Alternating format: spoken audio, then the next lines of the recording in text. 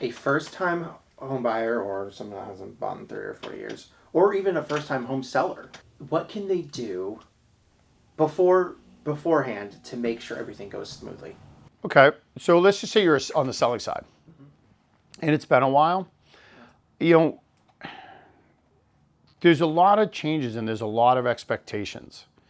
So I'll use an example of a situation we just went through.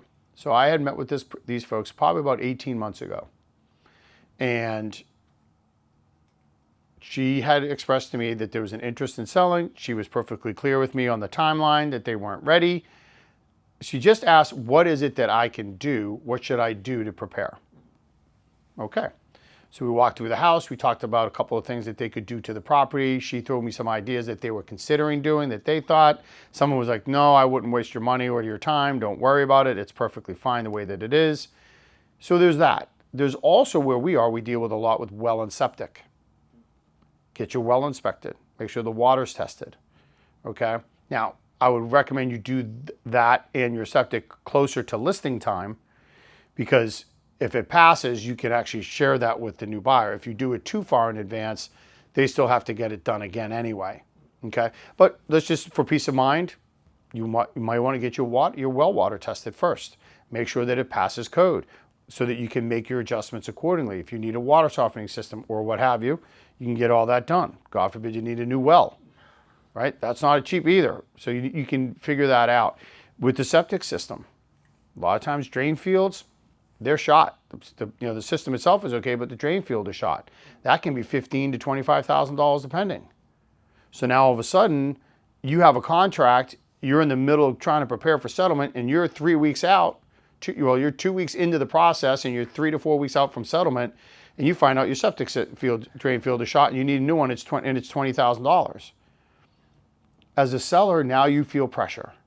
What do I do? I'm going to lose the sale. Should I have sold it for more money so that I could have offset my costs? I don't have the money. I got to take this money and go over here and do this. Now there's pressure. What do we do? Now negotiations get tight, right? Now all of a sudden it just becomes a little bit of a stressful situation. So if you were to do that in advance, know that the septic system works fine, get it tested, peace of mind. If it doesn't, that stinks, but now you can accordingly get it fixed in due time and then go from there. So I think there's, for things like that, I mean, you could, if your home's a little older and maybe needs more work, do you want to do a home inspection in advance just to make sure if there's any kind of little things that are more code that you didn't think of? You could certainly do that.